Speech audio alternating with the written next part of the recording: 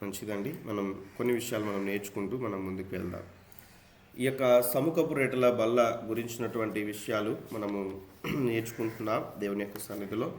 ఈ సముఖపు రేటల బల్ల గురించినటువంటి విషయాలు అందరూ కూడా శ్రద్ధగా నోట్స్ రాసుకుంటూ చాలా అర్థవంతమైనటువంటి విధానముగా మనం నేర్చుకుంటూ మనం ముందుకు వెళ్దాం.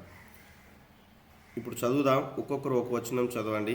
ఎలానో మీరు చదువుకు రాలేదు కాబట్టి మళ్ళీ ఒకసారి వాటిని చదువుకుంటూ మనం ముందుకు వెళ్దాం. ఒక్కొక్కరు ఒక వచనం. అందరూ కూడా పరిశుద్ధ గ్రంథాన్ని తెరచి లేఖన భాగంలో రాయబడిన విషయాలు నిర్గమకాండము 25వ అధ్యాయము 23 నుంచి 30 వచనాలు. ఒక్కొక్కరు ఒక వచనం చదవండి. నిర్గమకాండము 25వ అధ్యాయము 23 నుంచి 30 వచనాలు. మరియు నీవు తుమ్మకబెట్టిన ఒక బల్ల చేయవలెను.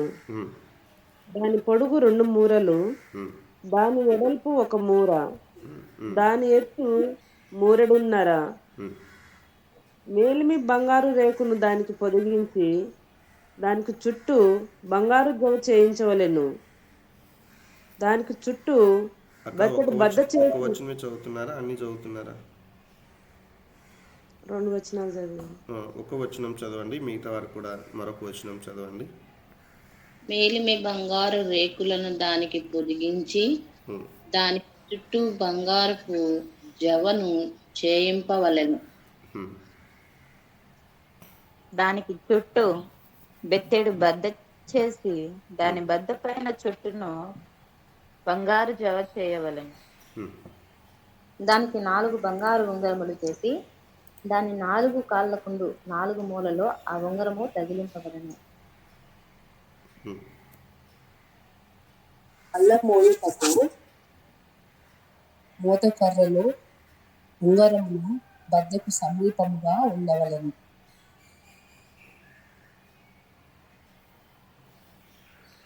నెక్స్ట్ చదవని వారు చదవండి. ఆ మోతకర్రలు కర్రతో చేసి మీద బంగారు రేకు చింపవలెను. వాటితో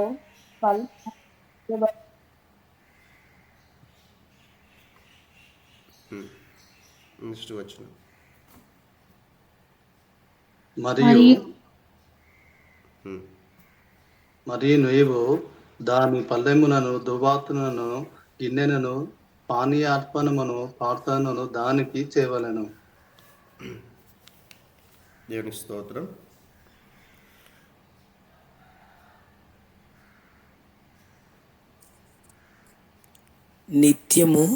నిత్యమును నా సన్నిధి రొట్టెలను ఈ బల్ల మీద ఉంచవలెను. దేవుని స్తోత్రం. చూడండి, ఒకసారి చదువుతానే కొంచెం అవగాహన వచ్చింది. అందుకే మీరు ఒకవేళ వాటిని ఒక రెండు మూడు సార్లు వాటిని మీరు చదువుకుంటూ వచ్చినట్లయితే మీకు ఈ దినాన్ని చెప్పే విషయాలు మీకు మంచిగా అర్థమయ్యేవి. కాబట్టి ఈ యొక్క విషయాల్ని మనం చూస్తే ఈ యొక్క 23వ వచనంలో రాయబడిన విషయాలు, మరియు నీవు తుమ్మకర్రతో ఒక బల్లను చేయవలెను, ఇక్కడ మనం చూస్తూ ఉన్నాం. దేంతో చేయాలంట? తుమ్మకర్రతో చేయమని దేవాది దేవుడు తెలియచేస్తూ ఉన్నట్లుగా మనం చూస్తాం.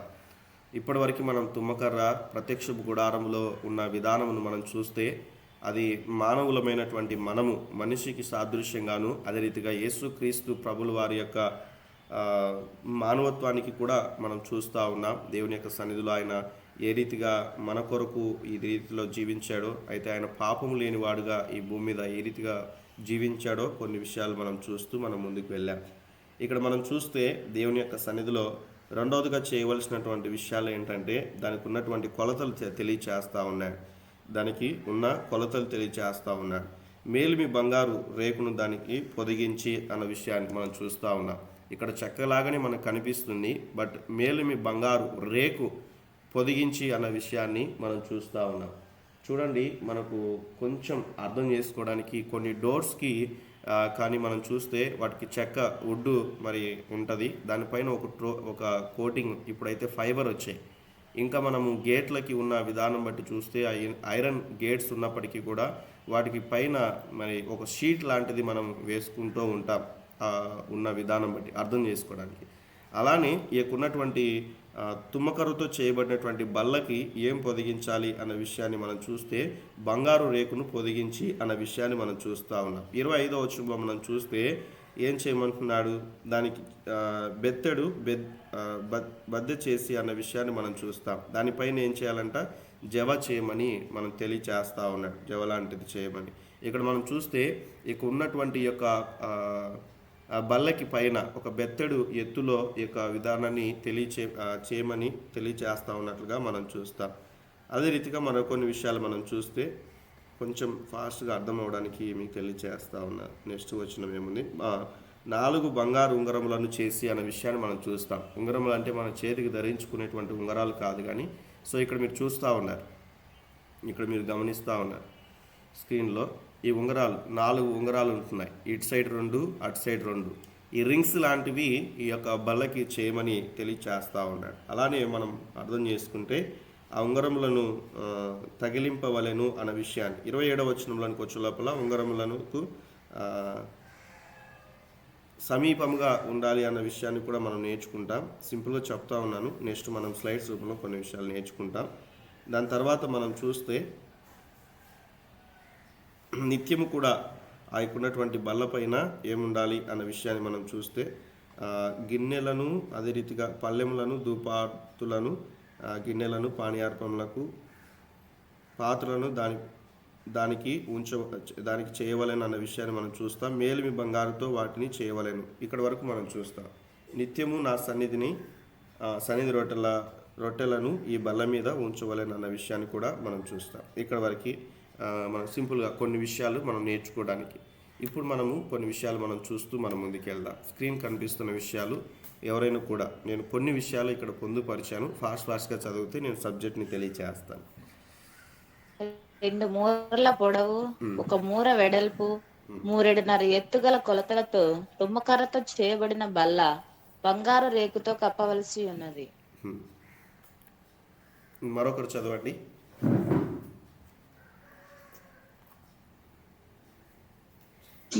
మరి ఒకసారి తుమ్మకర్ర క్రీస్తు యొక్క పరిపూర్ణ మానవత్వాన్ని, బంగారం ఆయన పరిపూర్ణ దైవత్వాన్ని చూపిస్తున్నాయి. సో ఇక్కడ మనం చూస్తే దేవుని యొక్క సన్నిధిలో ఈ తుమ్మకర్ర క్రీస్తు యొక్క పరిపూర్ణ మానవత్వాన్ని, బంగారు ఆయన పరిపూర్ణమైన దైవత్వాన్ని చూపిస్తుంది అన్న విషయాన్ని కూడా మనం చూస్తూ ఉన్నాం. కాబట్టి ఆ బల్ల క్రీస్తుకే గుర్తు అన్న విషయాన్ని కూడా మనం చూస్తూ ఉన్నాం. నిత్యమును నా సన్నిధిని రొట్టెలను ఈ బల్ల మీద ఉంచవలెను అన్న విషయాన్ని మనం చూస్తాం. ఈ మాట నిర్గమాకాండం 25వ అధ్యాయము 30వ వచనంలో రాయబడినటువంటి విషయాలు.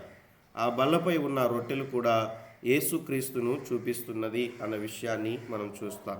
కొన్ని విషయాలు మనం నేర్చుకుంటూ మనం ముందుకెళ్తే చూడండి, ఓవరాల్గా మనం అర్థం చేసుకుంటే ఈ యొక్క ఉన్నటువంటి ఈ యొక్క తుమ్మకర్రతో మరి ఎందుకు చేయమన్నారు అన్న విషయాన్ని మనం చూస్తే అది తుప్పు పట్టదు, వెంటనే తుప్పు పట్టదు. చూడండి, పూర్వం కూడా ప్రస్తుతం అనేటువంటిది అంతా కూడా మనం టేకును యూజ్ చేస్తూ ఉన్నారు. గతంలో ఉన్న విధానం మనం చూస్తే తుమ్మకర్రలనే వాడేవారు. ఈకున్నటువంటి విధానం బట్టి ఆ తుమ్మకర్రలు మంచాలకి అందుకు తుమ్మకర్రలు యూజ్ చేసేటువంటి వారు. అది వాటర్ పడినా కూడా వెంటనే స్పాయిల్ అయిపోకుండా, ఇంకా చెదులు పట్టుకోకుండా, ఎక్కువ సంవత్సరాలు ఎక్కువ లైఫ్ అది వచ్చేది పుచ్చు పట్టుకోకుండా ఉండడానికి. అలానే మనం చూస్తే యేసుక్రీస్తు ప్రభువుల వారి యొక్క శరీరం కూడా తుప్పు పట్టలేదు. ఆయన మరణించిన తర్వాత ఆయనకు శరీరం కుళ్ళిపోలేదన్న విషయాన్ని కూడా మనం చూస్తాం. ప్రతిదీ కూడా ఈ తుమ్మకర్రకు ఉన్నటువంటి స్వభావాలు మనం చూస్తే చాలా విషయాలు మనం నేర్చుకుంటూ వచ్చాం. గతంలో కూడా ఒక 5 విషయాలు కూడా తెలియచేస్తూ ఉంటున్నాను అందులో ఉన్న విధానం బట్టి. కాబట్టి ఇక్కడ మనం చూస్తే ఆయన సన్నిధిలో ఆ యొక్క సన్నిధి రొట్టెల బల్ల మీద రొట్టెలు ఉంచాలనే విషయాన్ని మనం చూస్తాం. ఆ బల్లపైన ఉన్న రొట్టెలు కూడా క్రీస్తును చూపిస్తున్నవి అన్న విషయాన్ని మనం చూస్తాం. ఎలానో ఏంటో మరికొన్ని విషయాలు మనం చూస్తూ మనం ముందుకెళ్తాం. రొట్టె క్రీస్తు శరీరానికి గుర్తుగా మనం చూస్తాం. అందరు పలుకుతారా? రొట్టె క్రీస్తు శరీరానికి గుర్తు. రొట్టె క్రీస్తు శరీరానికి గుర్తు. రొట్టె క్రీస్తు శరీరానికి గుర్తుగా ఉంటున్నది. మంచిది. గుర్తుండిపోవడానికి నేను పలికిస్తా ఉన్నాను ఈ విషయాలని. గింజలు నలగొట్టబడి పిండి చేయబడి ఆ పిండితో రొట్టెలు చేయబడినట్లుగా యేసుక్రీస్తు ప్రభుల వారు కూడా మన కొరకు ఆయన ఏం చేయబడ్డాడంటే ఆయన ఈ భూమి మీద మనం చూస్తాం. లేఖన భాగాల్లో మనం చూస్తే లేత ఫుల్ఫిల్ చేయండి. ఎలా పెరిగాడంటే ఆయన లేత మాట్లాడాలి. మొక్క వలె ఆయన పెరిగాడు. దేవునికి స్తోత్రం. ఆయన పెరిగాడు ఈ భూమి మీద.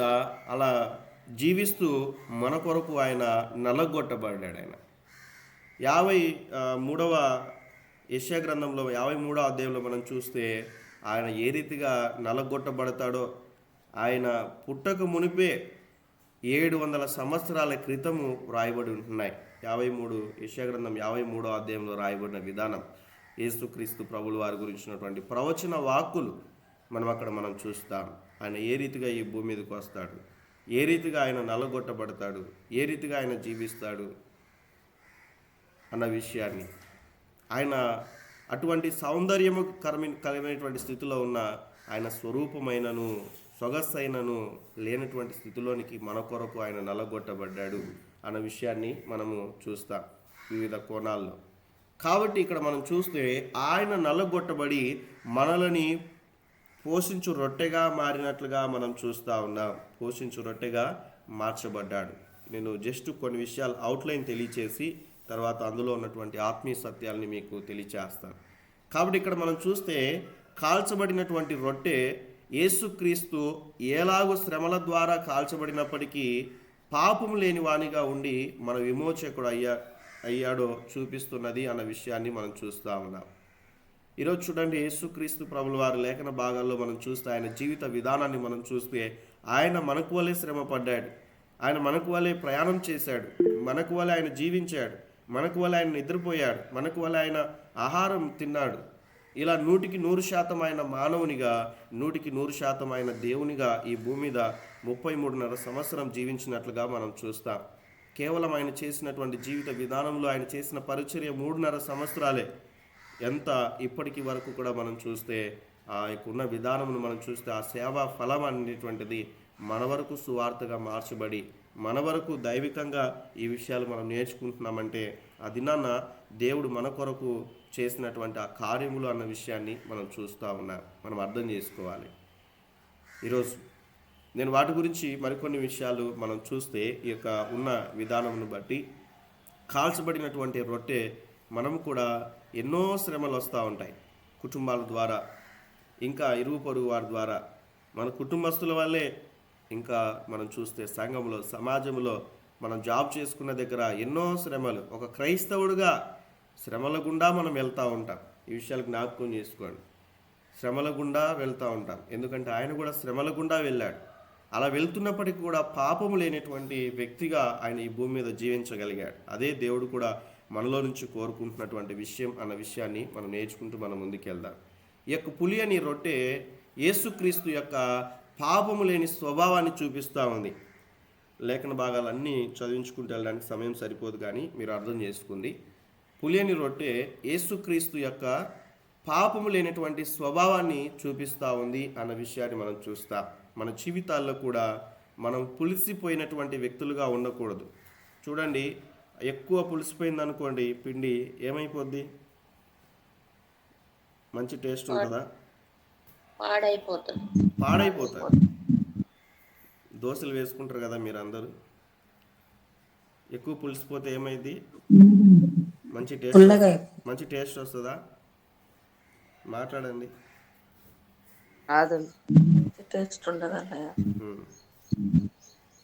ఇంకా మీరు ఏదైనా కూడా కర్రీస్ చేసుకున్నప్పుడు అది పులిసిపోయింది అనుకోండి, ఎలా ఉంటుంది? బూజు పట్టేస్తుంది, తినాలనిపించదు కదా. అర్థం చేసుకుందాం. మన జీవితాల్లో కూడా అటువంటి పరిస్థితి ఉండకూడదు. అలానే మనం చూస్తే పులిసిన పిండి పాపానికి గుర్తుగా మనం చూస్తాం. అదే బైబిల్ కూడా తెలియచేస్తూ ఉంది. కాబట్టి మన జీవితాల్లో ఆయనలో పాపం లేదు. ఆయన బిడలుగా ఉన్నటువంటి మన జీవితాల్లో పాపాన్ని కలిగి మనం జీవించడానికి వీల్లేదు. అందుకే ఆయన యొక్క రక్తము ద్వారా మనం అందరం కూడా పరిశుద్ధులముగాను నీతిమంతులముగా చేర్చబడుతుంది. ఒక విశ్వాస జీవితంలో రోజుకు ఒక్కసారైనా కూడా నేను పరిశుద్ధుడని, నేను నీతిమంతుణ్ణి అని చెప్పుకోవాలి. మనం ఎంతమంది చెప్పుకోగలుగుతున్నారు?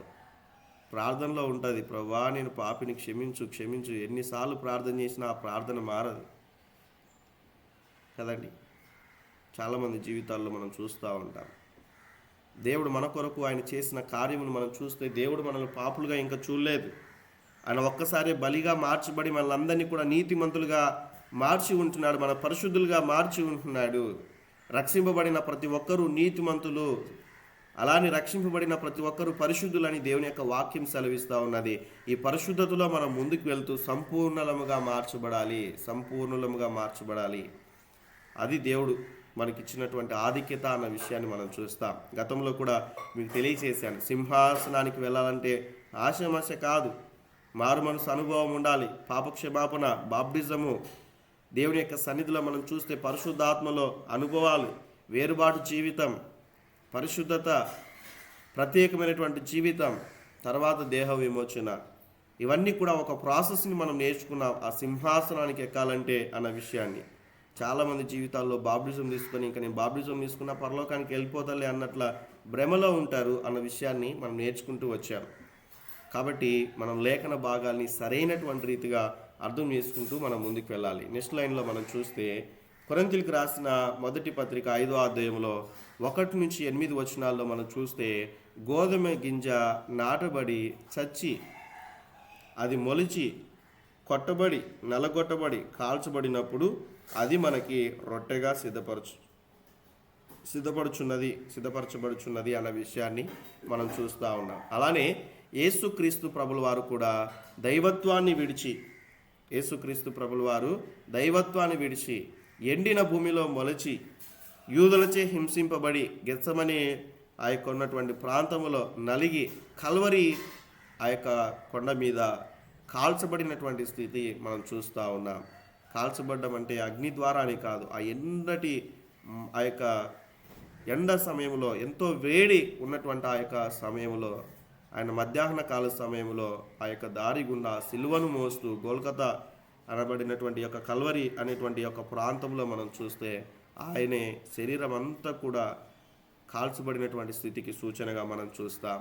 జీవాహారమైనటువంటి రొట్టెగా ఆయన సిద్ధపడ్డాడు. ఈరోజు కేవలం ఆయన యొక్క విధానమును బట్టి, ఆయన మాట ద్వారా, ఆ యొక్క రొట్టె ద్వారా, ఆయన శరీరము ద్వారా మనం బ్రతుకుతున్నాం అన్న విషయాన్ని మనం చూస్తాం. అందుకే మనం చూస్తే లేఖన భాగాల్లో ఈ సముఖపు రొట్టెల బల్లపై 12 రొట్టెలు 2 దొంతలుగా అమర్చవలెను అన్న విషయాన్ని 24వ అధ్యాయం 5-6 వచనాల్లో కూడా లేవియాకాండంలో రాయబడి ఉంటున్నది. అలానే మనం చూస్తే ఇవి ఆనాటి ఇశ్రాయేలు జనాంగమునకు గుర్తు అన్న విషయాన్ని మనం చూస్తాం. అలాగూ రొట్టెలు అమర్చబడుటకు క్రమాన్ని, ఐక్యతను కూడా చూపిస్తూ ఉంది అన్న విషయాన్ని మనం చూస్తూ ఉన్నాం. దేవుని బిడలమైన మనం ఆయన ప్రేమలో అతుకబడిన వారముగా ఒకరిని ఒకరు భరించుకునే స్వభావం కలిగి ఉండాలి అన్న విషయాన్ని మనం చూడాలి. అలానే మనం చూస్తే మళ్ళీ నేను స్లైడ్స్ చూపిస్తాను ఒక్కొక్కటి. ఆ సముఖపు రొట్టెల బల్ల చుట్టూ ఉన్న బంగారు జవ ఆ రొట్టెలు కింద పడిపోకుండా కాపాడును. అలానే బెత్తెడు వెడల్పు ఉన్నటువంటి ఆ జవ యేసుక్రీస్తు ప్రభువును మనం చూస్తూ ఉన్నాం. కాచి కాపాడేటువంటి ఆయన హస్తాన్ని మనం చూస్తూ ఉన్నాం. ఆయన కృప మన ఎడల ఏ స్థితిలో ఉంటుందో, అలానే ఎందుకు ఈ యొక్క విషయం అన్న విషయాన్ని మనం చూస్తే ప్రతి సబ్బాతు దినమున క్రొత్త రొట్టెలను మార్చి ఆ రొట్టెలను అదే రీతిగా యాజకులు భుజించాలి అన్న విషయాన్ని కూడా మనము లేవియాకాండం 24వ అధ్యాయము 8-9 వచనాల్లో ఈ యొక్క లేఖన భాగాన్ని మనం చూస్తాం. యాజకులకు బలము ఆ రొట్టె వల్లనే కలుగుచున్నది అనే విషయాన్ని మనం చూస్తాం. అలానే మనం చూస్తే ఎప్పటికప్పుడు ఆ బల్లపై రొట్టెలు మార్చుట, ఎప్పటికప్పుడు మనం దేవుని వాక్యం అనేటువంటి నూతన భాగాల్ని చదివి ధ్యానించి ఆ యొక్క ఉన్నటువంటి జ్ఞాపకం చేసుకుంటూ మనం దేవుని యొక్క వాక్యంలో ఉన్నటువంటి ఆ శక్తిని మనం పొందుకుంటూ ఉండాలి. నిన్నటి భక్తి నిన్నటికే, ఈ రోజుడి భక్తి ఈ రోజుడికే, నిన్నటి భక్తి ఈ రోజుకి సరిపోదు అన్న విషయాన్ని ఏనాటికి ఆనాడు దేవుని యొక్క వాక్యాన్ని చదువుతూ సత్యమును మనం గ్రహించుకుంటూ ఆయన యొక్క రుచిని మనం చూస్తూ దేవుని యొక్క సన్నిధిలో మనం ముందుకు వెళ్ళాలన్న విషయాన్ని మనం చూస్తూ ఉన్నాం. అవుట్లైన్గా కొన్ని విషయాలు మీకు తెలియజేశాను. ఇప్పుడు మనము ధ్యానం చేసుకుంటూ మనం ముందుకు వెళ్దాం. ఈ యొక్క విషయాల్ని మనం చూస్తే దేవుని యొక్క సన్నిధిలో కొన్ని విషయాలు మీతో ఒక వర్తమాన రూపంలో కొన్ని విషయాలు మాట్లాడతాను. ఒక విషయాన్ని మనం అర్థం చేసుకోవాలి. యేసుక్రీస్తు ప్రభుల వారు ఆ నిత్యమైనటువంటి ఆ జీవితాన్ని దేవుడు మనకు అనుగ్రహించాలంటే మనం ఏం చేయాలి? ఈ వాక్యంలో ఉన్నటువంటి ఈ యొక్క 8 వచనాల్లో మన ఆ సత్యాన్ని మనం మన జీవితానికి ఎలా అప్లై చేసుకోవాలి అన్న విషయాన్ని కూడా మనం చూస్తూ మనం కొన్ని విషయాలు నేర్చుకుంటూ మనం ముందుకెళ్దాం. నిత్యము కూడా ఆయన సన్నిధిలో ఆ యొక్క రొట్టెలు ఉంటున్నాయి. మనము నిత్యము కూడా ఆయన సన్నిధిని అనుభవించు వారముగా ఉండాలి అన్న విషయాన్ని మనం అర్థం చేసుకోవాలి. అలానే ఆ యొక్క బల్లపై ఉన్న రొట్టెలు యేసుక్రీస్తును చూపిస్తున్నది అన్న విషయాన్ని మనం చూస్తాం. మన జీవితాల్లో మనం చూస్తే కొన్ని విషయాలు మనం భరించు వారముగా ఉండాలి. సంఘంలో ఉన్నటువంటి మనం ఈ రొట్టెలు మనం చూస్తూ ఉన్నాం కదా. సంఘంలో ఉన్నటువంటి మనం కొన్నిసార్లు దేవుడు ఆయా స్థితులు బట్టి మనల్ని ఈ పై రొట్టెగా దేవుడు చేస్తాడు. ఈ పైన ఉన్న విధానంగా కింద ఉన్నటువంటి వారందరూ కూడా వాళ్ళు మనకు సపోర్టుగా ఉంటారు. చాలా జాగ్రత్తగా ఆలకిద్దాం. కొన్నిసార్లు ఈ కింద ఉన్న రొట్టెగా దేవుడు మనల్ని వాడుకుంటూ ఉన్నట్లయితే, ఆ పైన ఎన్ని రొట్టెలు ఉన్నాయో ఆ భారాన్ని మనం భరిస్తున్నట్లయితే, ఒకవేళ అటువంటి ప్రజలకు లేకుంటే అటువంటి ఉన్న విధానం బట్టి మిగతా ఉన్నటువంటి రొట్టెలు మానవునికి అంటే మనిషికి సాదృశ్యంగా మనం అర్థం చేసుకుంటే, వాస్తవానికి ఈ 12 రొట్టెలు అనేటువంటివి ఈ యొక్క 12 గోత్రాలకు సూచనగా మనం పాత నిబంధనలో మనం చూస్తాం. క్రొత్త నిబంధనలో ఉన్నటువంటి మనం అందరం కూడా ఆ యొక్క ఉన్నటువంటి యేసుక్రీస్తు ప్రభుల వారు అనేటువంటి మాట మనం ఆ మాట ద్వారా మనం బలం పొందుకోవాలన్న విషయాన్ని మనం చూస్తాం. కొన్నిసార్లు దేవుడు ఇదిగో ఈ యొక్క అడుగు భాగంలో ఉన్నటువంటి రొట్టెగా దేవుడు మన సంఘాల్లో మనం కొన్నిసార్లు చేస్తూ ఉంటాడు. మిగతా వారిని మనం భరించాలి, వాళ్ళ మాటలను భరించాలి, మనం లేకుంటే వారికి ఉన్న పరిస్థితులని భరించాలి. మనం కొన్ని విషయాల్లో కొన్నిసార్లు ఆ యొక్క ఉన్న విధానం బట్టి మనం చూస్తే దేవుడు ఆ మధ్యలోని కూడా నడిపిస్తాడు. భరించి వారు కొంతమంది ఉంటారు, బ్యాలెన్స్ చేసేటువంటి వారంగా కూడా మనల్ని దేవుడు ఉంచుతాడు కొన్ని సందర్భాల్లో. ఏదైనప్పటికీ కూడా ఆయన సన్నిధిలో మనం ఉండడం అనేటువంటిది చాలా ప్రాముఖ్యమైనటువంటిది అన్న విషయాన్ని మనం చూస్తూ మనం ముందుకు వెళ్తాం. ఈ యొక్క విషయాన్ని మనం అర్థం చేసుకోవాలి. ఆవరణంలో ఉన్నటువంటి బలిపీఠం అనేటువంటిది సమర్పణ జీవితానికి సాదృశ్యంగా మనం చూస్తాం. సమర్పణ జీవితానికి యేసుక్రీస్తు ప్రభుల వారు ఆయన సమర్పింపబడి బలిగా మార్చబడినట్లుగా మనం చూస్తాం. విశ్వాస జీవితంలో కూడా సమర్పణ అనేటువంటిది చాలా ప్రాముఖ్యమైనటువంటిది. ఆ గంగాళమును మనం చూస్తే శుద్ధీకరణకు సూచనగా మనం నేర్చుకుంటూ వచ్చాం. యేసుక్రీస్తు ప్రభుల వారి యొక్క రక్తము ద్వారా మనం అందరం కూడా శుద్ధి చేయబడుతూ ఉన్నాం. ఆ బాప్టిజం ద్వారా నూతన జన్మ అనేటువంటిది మనకు అనుగ్రహింపబడుతూ ఉన్నది. అలానే మనం నేర్చుకుంటూ వచ్చిన విధానమును మనం చూస్తే దీపవృక్షమును కూడా అభిషేకమునకు సాదృశ్యముగా, అలానే ఆయన వెలుగుకరముగా మన జీవితాల్లో మనకు దేవుడు ఎంతో కార్యములు చేస్తూ ఉన్నాడు. విశ్వాసి కూడా లోకమునకు వెలుగై ఉన్నారు అని దేవుని యొక్క వాక్యంలో మనం చూస్తాం. మనం నిత్యం కూడా వెలుగుతూ ఉండాలి అన్న విధానాన్ని మనం చూస్తాం. అలానే ఇక్కడ మనం చూస్తే ధూప వేదిక గురించి కూడా గతంలో నేర్చుకుంటూ వచ్చాం. ప్రతి సేవకుడు, ప్రతి విశ్వాసి ప్రార్థనా జీవితాన్ని కలిగి ఉండాలి అన్న విషయాన్ని ఆయా కోణాల్లో మనం నేర్చుకుంటూ వచ్చాం. ఈ దినాన మనం చూస్తే ఇందులో రాయబడినటువంటి విషయాలు మనం చూస్తే ఇది సన్నిధి రొట్టెల బల్ల సహవాసానికి సాదృశ్యముగా మనం చూస్తూ ఉన్నాం. సహవాసానికి సాదృశ్యం. అందరు పలుకుతారా? సన్నిధి రొట్టెల బల్ల లేకుంటే సముఖపు రొట్టెల బల్ల దేవుని యొక్క సన్నిధిలో సహవాసానికి సాదృశ్యముగా ఉన్నది, సహవాసానికి సాదృశ్యంగా ఉన్నది అని పలుకుతారా ఒకసారి? సహవాసానికి సాదృశ్యం. సహవాసానికి సాదృశ్యంగా ఉన్నది. పలకండి అందరూ కూడా. సహవాసమునకు సాదృశ్యం.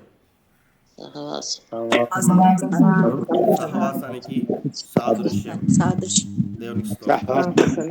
దేవునికి మహిమ కలుగును గాక. కాబట్టి ఇక్కడ మనం చూస్తే ఒక్కొక్క రొట్టె ఒక్కొక్క గోత్రానికి సాదృశ్యంగా ఉన్నది. ఒక్కొక్క రొట్టె ఒక్కొక్క గోత్రానికి సాదృశ్యంగా ఉన్నది. ఈరోజు ప్రభు సన్నిధిలో ఉన్న నీవు నీ వంశానికి సాదృశ్యంగా ఉన్నావు అన్న విషయాన్ని మర్చిపోకూడదు. నీలో ఉన్న మంచిని వారు తీసుకుంటారు, నీలో ఉన్న చెడును కూడా వారు గమనిస్తూ ఉన్నారన్న విషయాన్ని అర్థం చేసుకోవాలి. చాలా జాగ్రత్తగా ఆలకిద్దాం.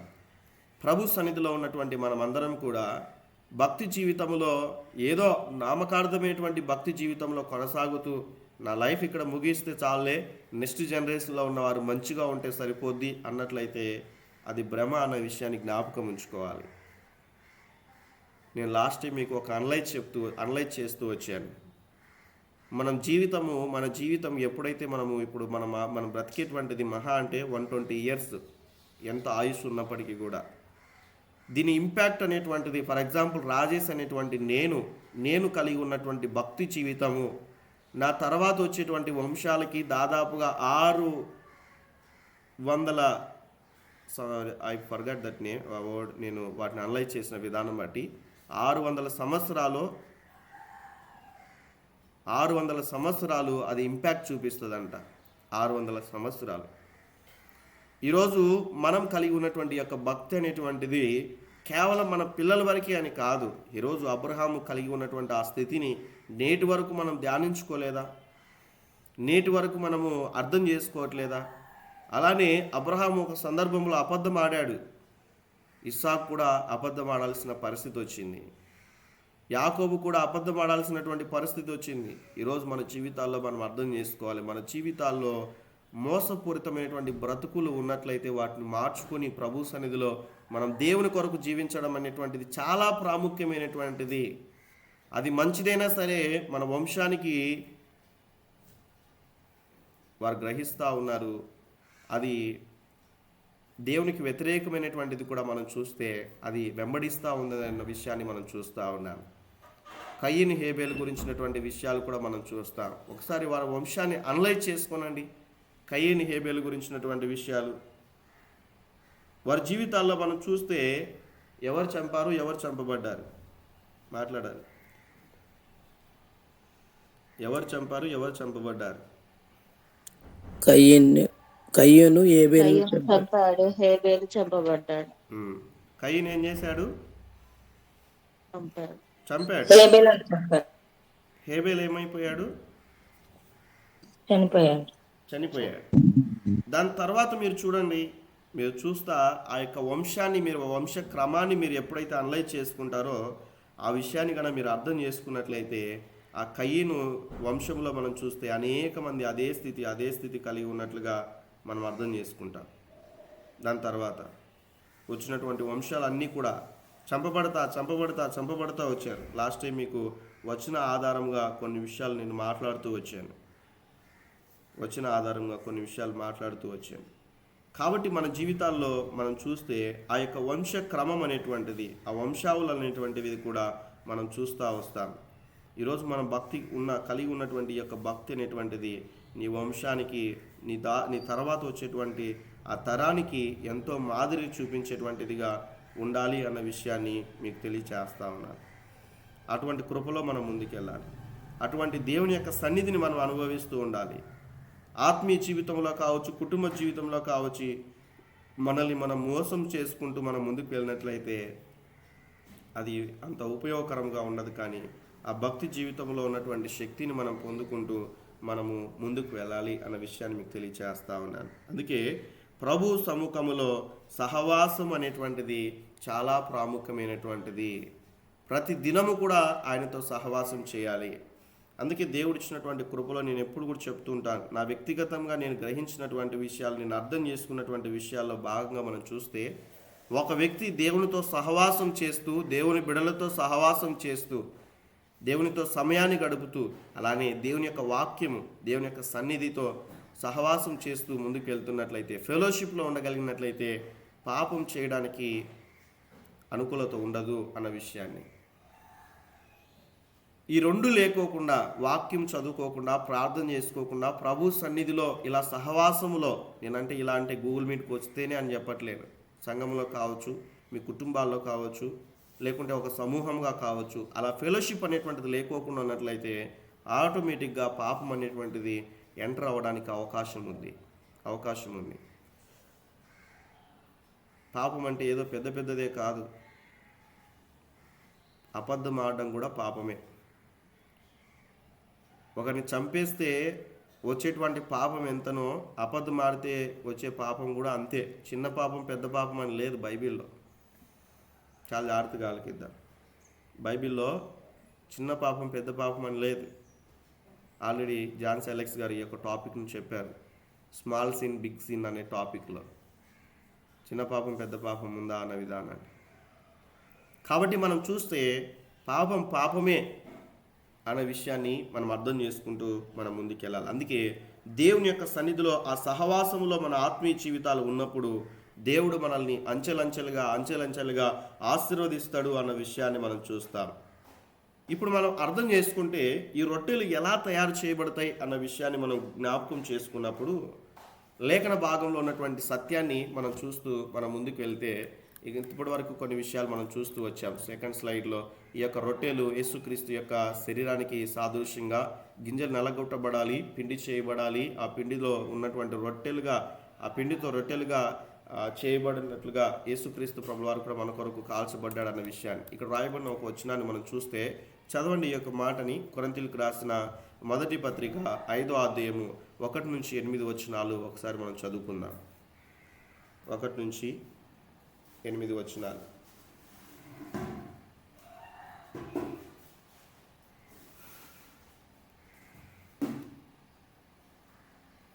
కొరింథీయులకు రాసిన మొదటి పత్రిక 5వ అధ్యాయం 1 నుంచి 8 వచనాలు.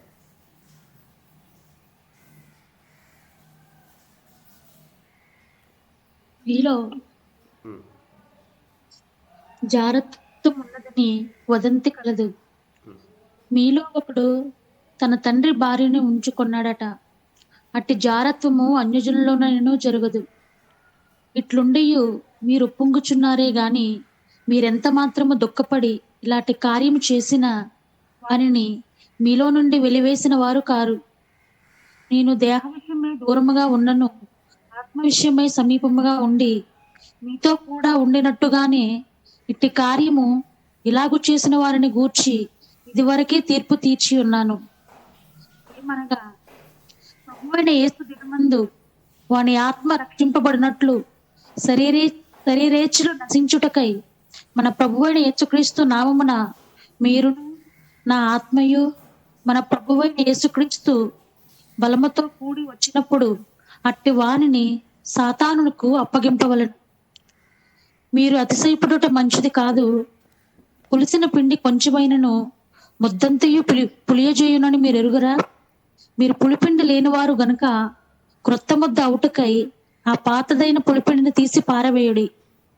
ఇంతేగాక క్రీస్తు అను మన పశ్చాత్తాపము వధింపబడిన గనుక పాతదైన పులిపిండితోనైనను దుర్మార్గతయు దుష్టత్వమును పులిపిండితోనైనను కాకుండా నిష్కపట్యమును సత్యమును పులియని రొట్టెతో పండుగ ఆచరింతము. చాలక్క ఇక్కడ మనం చూస్తే పులిసినటువంటి ఆ స్థితి కొంచెమైనను కూడా ఆ ముద్ద అంతా ఏమైపోతుంది, మొత్తం అంతా కూడా పులుస్తుంది అన్న విషయాన్ని మనం చూస్తూ ఉన్నాం. మొత్తం ముద్ద అంతా కూడా పులుస్తుంది అన్న విషయాన్ని మనం చూస్తూ ఉన్నాం. కాబట్టి ఈ యొక్క మాటను మనం చూస్తే మనలో ఏ బలహీనతలు ఉన్నాయో వాటిని మార్చుకోవడానికి ప్రయత్నం చేయాలి. మనలో ఏ బలహీనతలు ఉన్నాయో, ఏ పాపం ఉందో, ఏ పరిస్థితి ఉందో మార్చుకోవడానికి ప్రయత్నం చేయాలి. కొంతమంది ఎలా తీసుకుంటారంటే సేవకులు ఏదైనా వాక్యం చెప్తున్నట్లయితే టార్గెట్ చేసి నా గురించి చెప్తా ఉన్నాడు సేవకుడు, నన్నే టార్గెట్ చేశాడు అని ఇలా తీసుకుంటుంటారు. టార్గెట్ చేయడం ఏంటి? దేవుడు మాట్లాడుతున్నప్పుడు బలహీనతలు ఉంటే మార్చుకోవాలి. అది వాక్య క్రమము. దేవుని యొక్క సన్నిధిలో మనం అర్థం చేసుకోవాలి. నాకు తెలిసిన కొంతమంది మన సంఘానికి వస్తున్న వారే కొంతమంది ఇలా తీసుకున్నారు ఈ యొక్క మాటను బట్టి. ఎవరి గురించి చెప్పట్లేదు. సేవకుడు వాక్యం ద్వారా గద్దిస్తూ మాట్లాడుతున్నటువంటి సమయంలో ఆ వాక్కులు వారి హృదయానికి తాకినప్పుడు నన్ను ఉద్దేశించి చెప్పాడు అన్న అని తీసుకొని మందిరానికి మానేసి వాళ్ళు కూడా ఉంటున్నారు. No problem. వాక్యం ఉన్నది ఉన్నట్లుగా చెప్పాలి. ఒక క్రమం అది. పులిసిన పిండి కొంచెం ఉన్నా కూడా ఆ ఉన్న పరిస్థితి, ఆ కుటుంబం అంతా కూడా పులిసిపోవడానికి అవకాశం ఉంటున్నది అన్న విషయాన్ని మనం అర్థం చేసుకోవాలి. అలానే మనం చూస్తే మన జీవితాల్లో ఏ బలహీనతలు ఉన్నాయి, మన కుటుంబాల్లో ఏ బలహీనతలు ఉన్నాయి, మన సంఘాల్లో ఏ బలహీనతలు ఉన్నాయి, వాటిని గమనించాలి. మనం ఈ విషయాన్ని అర్థం చేసుకోవాలి. కాబట్టి మనం అర్థం చేసుకున్నట్లయితే దేవుని యొక్క సన్నిధిలో చాలా జాగ్రత్తగా మనం అర్థం చేసుకుంటూ దేవుని యొక్క సత్యాన్ని మనం గ్రహించు వారంగా ఉండాలి. మరొక వచనాన్ని మనం చదువుదాం. లేఖన భాగంలో ఉన్న విధానాన్ని మనం చూస్తే యోహాను సువార్త 12వ అధ్యాయం 24వ వచనాన్ని మనం చూద్దాం. యోహాను సువార్త 12వ అధ్యాయము 24వ వచనం. త్వరగా నేను కొన్ని విషయాలు మాట్లాడతాను. 15 నిమిషాలు వర్తమానాన్ని మీకు తెలియచేస్తాను. త్వరగా చదవండి. గోధుమ గింజ భూమిలో పడి చావకుండని ఎడల అది ఒంటిగానే ఉండును, అది చెక్కిన ఎడల విస్తారముగా ఫలించును. ఇక్కడ మనం చూస్తే ఏమని మాట్లాడుతూ ఏం అర్థం చేసుకోవాలి ఈ యొక్క మాటను బట్టి?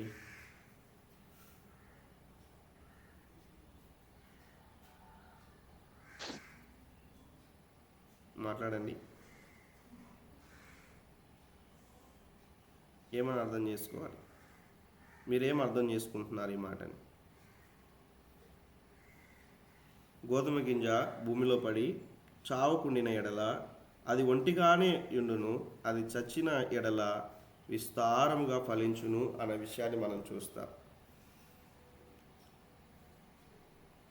నాకు తెలిసినటువంటి మంచి సేవకుల్లో ఒక సేవకుడు యేసన్న గారు. నాకు తెలిసిన మంచి సేవకుల్లో ఒక సేవకుడు యేసన్న గారు. జస్ట్ అర్థం చేసుకోవడానికి మీకు ఒక మాట చెప్తాను. ఆయన ఈ భూమి మీద జీవించి ఆయన చేసిన పరిచర్య, ఆయన చేసినటువంటి ఆ యొక్క పరిచర్య అనుభవాలు, ఆ విధానము, ఆయన యొక్క సాక్ష్యము, ఇవన్నీ కూడా మనం చూస్తే ఒక మూవీ లాగా దాదాపు 1 hour ఉంటుంది టెస్ట్ మనీ. ఎప్పుడైనా మీకు అనుకూలత ఉన్నట్లయితే వాటిని వినండి, యూట్యూబ్లో ఉంటుంది. యేసన్న గారి టెస్ట్ మనీ అని కొడితే వస్తుంది. ఆయన ఎప్పుడో చిన్నప్పుడే మరణించాల్సినటువంటి పరిస్థితి, నోట్లో నుంచి బ్లడ్ కార్చుకుంటూ ఆయన ఎప్పుడో మరణానికి అప్పగింపాల్సినటువంటి తనని దేవుడు బాగు చేసి తన పరిచర్లో వాడుకున్నాడు. ఈరోజు ఆయన ఒక గోధుమ గింజలాగా ప్రభు సన్నిధిలో మరణించాడు. ఆ మరణించిన విధానం బట్టి, ప్రభు కొరకు జీవించి మరణించిన విధానం బట్టి, భూమిలో పడి ఆ యొక్క ఉన్న విధానం బట్టి చావుకుండిన ఎడల ఒంటిగానే ఉండును అన్న విషయాన్ని మనం చూస్తాం. అది చచ్చిన ఎడల విస్తారంగా ఫలించును అన్న విషయాన్ని. ఆ జీవిత విధానంలో ఆయన ఎంతో నలిగిపోయాడు, ఎన్నో శ్రమలు అనుభవించాడు, ఎన్నో రీతిలుగా ఆ ఉన్న విధానమును మనం చూస్తే ఒక కుటుంబ ప్రార్థన చేసుకోవడానికి అక్కడికి వెళ్ళి ప్రార్థన చేసుకోవడానికి వెళ్తే ఆ కుటుంబంలో ఉన్నటువంటి తల్లి ఏదో దూర ప్రాంతం నుంచి సేవకుడు వచ్చాడని చెప్పి ప్రేమించి కొంచెం ఆహారం పెడితే ఆహారం తిన్నప్పుడు భర్త వచ్చి ఆ భర్త ఎంగిలి మూస్తాడు. మనం ఎప్పుడైనా మనం భోజనం చేసేప్పుడు పక్కన ఎవరైనా కూడా అలా పక్కన ఏదైనా కూడా అలా ఎంగిలి మూస్తే కన్నా మనం తినే వాళ్ళం కూడా మనకు ఏదో మనస్తాపానికి గురవుతాం.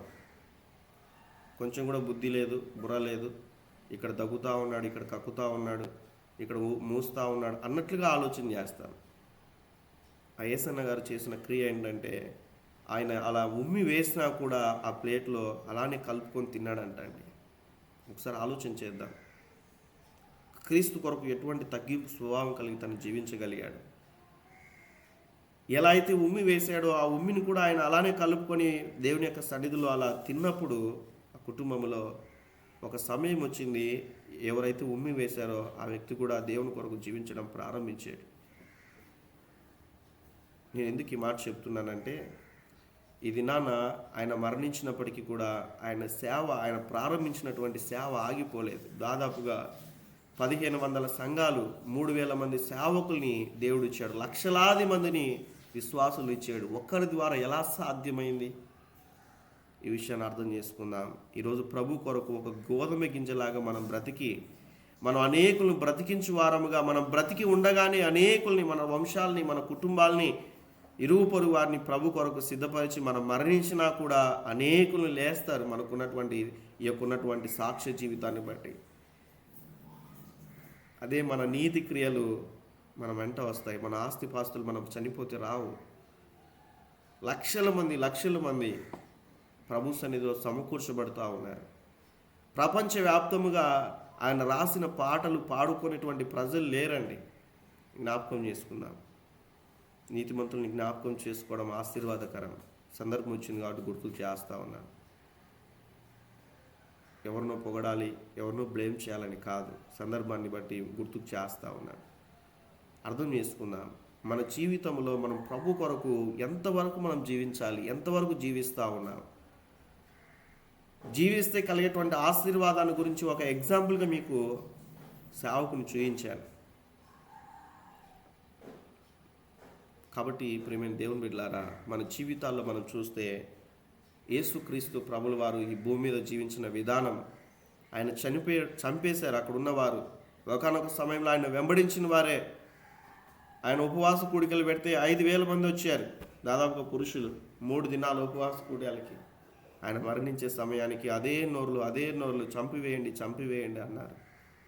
మనం చూస్తే ఎవ్వరు వెంబడించిన వారు లేరు. చివరికి శిష్యులు కూడా వెంబడించిన స్థితి లేదు. ఆయన ఫాలో అవ్వలేదు. ఈరోజు అన్నీ బాగున్నప్పుడే మనం ప్రభు సన్నిధికి వెళ్ళే వాళ్ళంగా కాదు.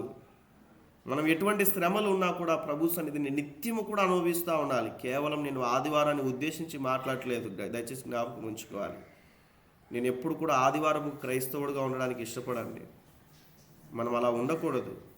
మనం నిత్యము కూడా అపోస్తుల బోధలో ఉన్నవారు ఏంటంటే నిత్యము ఆయన సన్నిధిని అనుభవించాలి. అనుదినము వారు కూడుకునేవారు, అనుదినము ప్రార్థించేవారు, అనుదినము దేవుని యొక్క సన్నిధిలో వారు దేవుని కొరకు జీవించారు. అనుదినము పరిశుద్ధాత్మ కొరకు వారు ఏంటంటే 10 దినాలు వారు ప్రార్థన చేశారు. పరిశుద్ధాత్మ నడిపింపులో వారు ముందుకెళ్ళారు. జ్ఞాపకం చేసుకోండి, యేసుక్రీస్తు ప్రభుల వారు బ్రతికి ఉన్నప్పుడు ఏ నోరైతే ఇదిగో నేను యేసు ప్రభుని ఎరగనని ముమ్మారు అబద్ధమాడినటువంటి పేతురును మనం చూస్తే, రక్షింపబడిన ఆ యొక్క యేసుక్రీస్తు ప్రభుల వారు మరణించిన తర్వాత అదే పేతురు అందరూ చూస్తుండగానే ఆ 11 మందిలో నిలిచి ఉండి, అక్కడ ఉన్నటువంటి వారందరిలో కూడా నిలిచి ఉండి ఆయన ధైర్యంగా మాట్లాడాడు. ఒక్క మెసేజ్కి 3,000 మంది రక్షింపబడ్డారు. ఈరోజు జ్ఞాపకం చేసుకుందాం.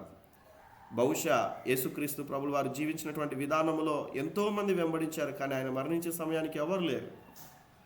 బట్ ఉన్నవారు ఎవరైతే దేవుని సరైనటువంటి రీతిగా అర్థం చేసుకున్నారో వారి ద్వారా గొప్ప కార్యములు దేవుడు జరిగిస్తూ వచ్చాడు. అలా వాళ్ళు వాయిస్ వినపడట్లేదు. మిగతా వారికి అండి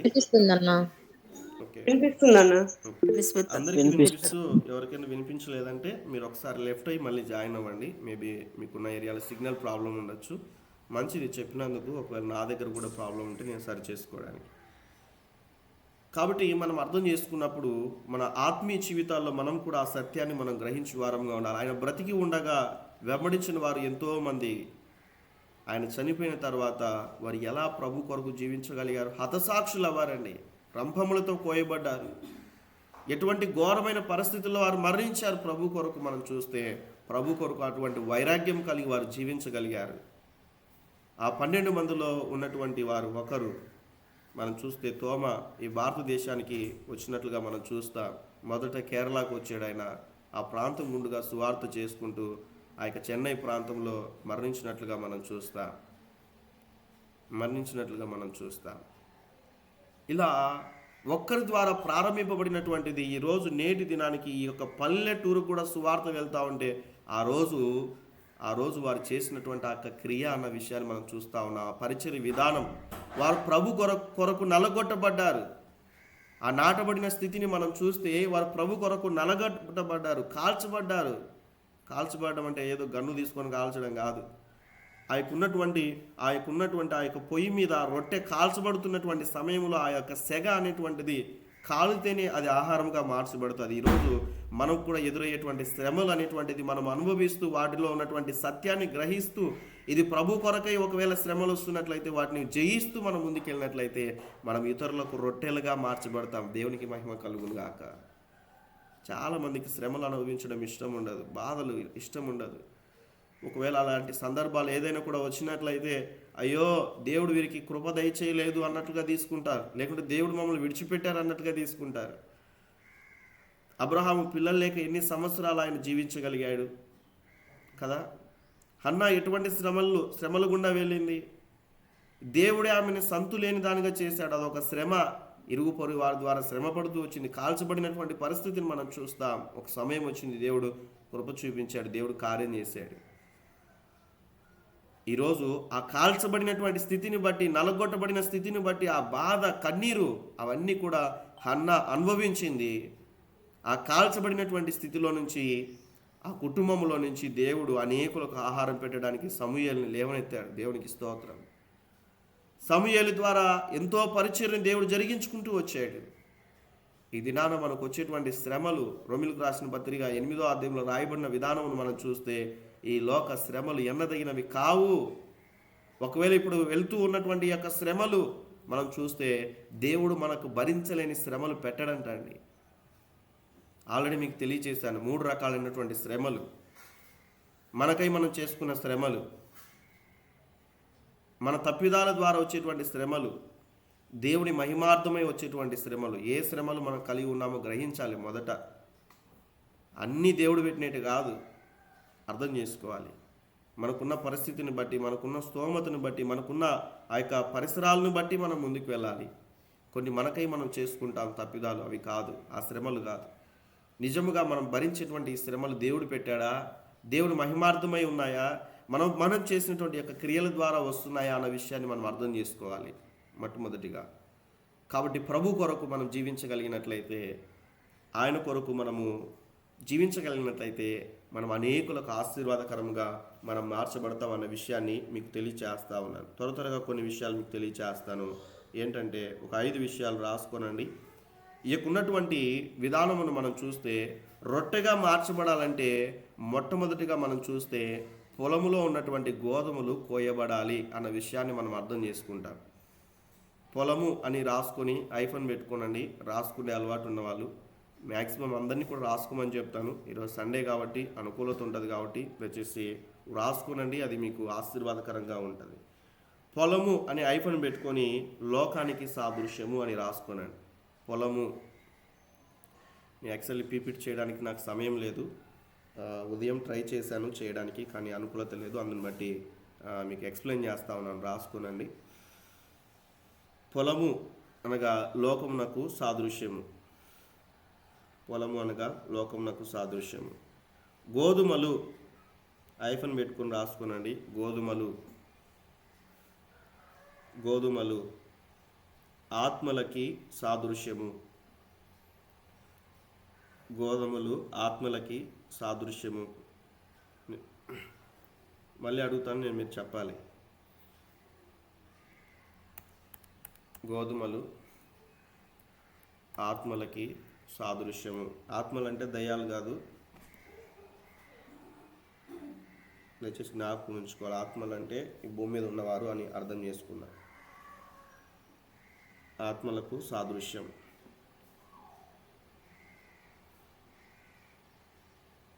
నెక్స్ట్ మనం చూస్తే రొట్టెలు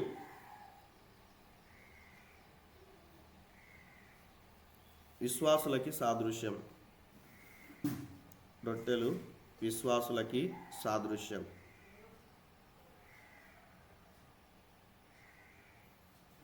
విశ్వాసులకి సాదృశ్యం. పొలంలో ఉన్న పంట కోయబడాలంటే ఏం చేయాలి? మనం పొలంలో ఉన్న పంట ఇంట్లోకి రావాలంటే కోయబడాలి. పంట కోయాలి అని ఐఫోన్ పెట్టుకొని పంట కోయాలి అనే విషయాన్ని, లేకుంటే కొడవలి అనే విషయాన్ని, కోయివారు అనే విషయాన్ని కూడా మీరు అలా రాసుకోవచ్చు. కోయివారు అని ఐఫోన్ పెట్టుకొని సువార్థికుడు అని రాసుకోవచ్చు. కోయివాడు, సువార్థికుడు. పంటను కోసిన తర్వాత పొలంలో వదిలేస్తామా? ఏం చేస్తామండి?